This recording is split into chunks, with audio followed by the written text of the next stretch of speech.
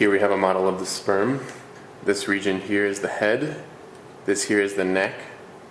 Here we have the middle piece. And here is the tail.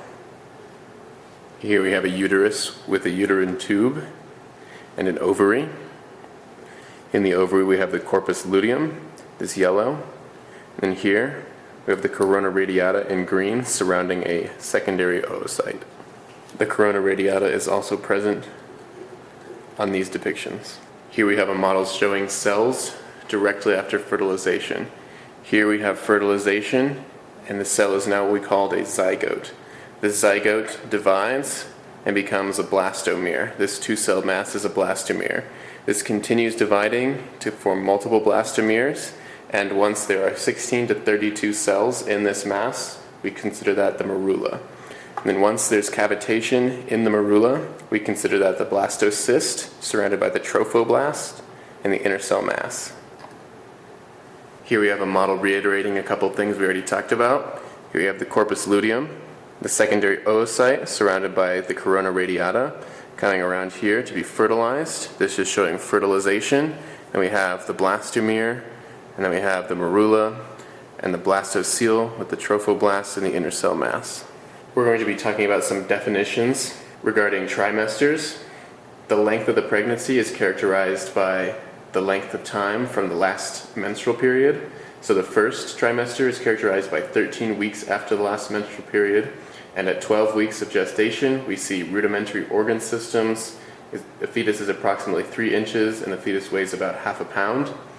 For the second trimester we have 14 through 26 weeks since last menstrual period, and at 25 weeks of gestation the fetus is about 9 inches long, the fetus weighs about 1.4 pounds, and the eyelids can open. During the third trimester, which is characterized as 27 to 40 weeks after the last menstrual period, we have an average body weight that's about 7 pounds and an average length of about 14 inches, and that's at about 38 weeks after gestation. A preterm baby is a baby that's born prior to 37 weeks of gestation. A term baby refers to a baby born between 37 and 40 weeks after gestation, and a post-term baby refers to a baby that's born after 40 weeks after gestation.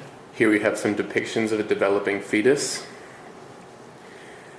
First we have the yolk sac right here, and then we have a visualization of the placenta. Then we have a visualization of the placenta with 2 umbilical arteries and 1 umbilical vein. And right here we have the umbilical cord coming from the fetus. Surrounding the fetus we have the amnion, and within the amnion the fetus sits inside the amniotic cavity. On this model we also have the chorion, and these small projections are the chorionic villi. On this model we can see the 3 decidua. We have the decidua basalis, and then on the parental side the decidua parietalis, and on the fetal side the decidua capsularis. This white section here is the amnion, and this we have the placenta with the chorion and the chorionic villi, hard to see. We can see the chorion and its villi here a little better. Here we have another model with the fetus in the amniotic cavity. We can see the umbilical cord.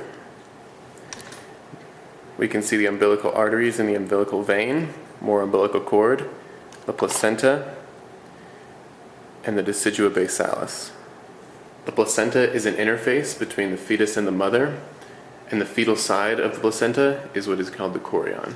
Here we have non-hormonal contraceptives. This one's the latex condom, the lambskin condom, the female condom, the diaphragm. We have a cervical cap, the intrauterine device, and we have a film with spermicide on it. Spermicide also comes in a tube, and we don't have a model of the sponge contraception.